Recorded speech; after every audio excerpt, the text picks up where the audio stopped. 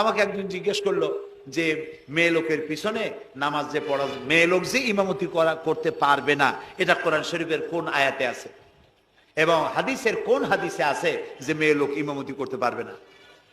তা আমি বললাম যে আগে আমার এই কথার জবাব দেন, আপনারটা জবাব পরে দিন। আমার কথার জবাব আগে দেন। মাগরিবের নামাজ কয় রাকাত পড়ি? ফরজ 3 রাকাত। 4 রাকাত পড়া যাবে না, এটা কোরআন শরীফের কোন আয়াতে আছে, কোন হাদিসে আছে? ফজরের নামাজ ফরজ কয় রাকাত? 3 রাকাত পড়া যাবে না, অথবা 4 রাকাত পড়া যাবে না, এটা কোন হাদিসে আছে, কোন আয়াতে আছে? কয় যে কোনো জায়গায় নাই। তাই বললাম ওঠাও কোনো জায়গায় নাই। রাসূলুল্লাহ ইবাদতের যে নমুনা দেখিয়েছেন, যেভাবে করেছেন, তিনি 2 রাকাত ফজরের নামাজ 2 রাকাত পড়েছেন, আল্লাহ বলে দিয়েছেন ওইটাই ফরজ, ওর 1 রাকাত বেশি পড়া যাবে না। 3 রাকাত মাগরিব, 1 রাকাত বাড়ানো যাবে না। জোহর সব দিন জোহর পড়ি 4 রাকাত ফরজ, আর জোহরের ওই নামাজটি জুমার দিনে কয় রাকাত পড়ি? 2 রাকাত ফরজ পড়ি। এই কনসেশন কে করলো? না, আল্লাহ করেননি। এই কনসেশন করেছেন মুহাম্মদ রাসূলুল্লাহ সাল্লাল্লাহু আলাইহি ওয়াসাল্লাম।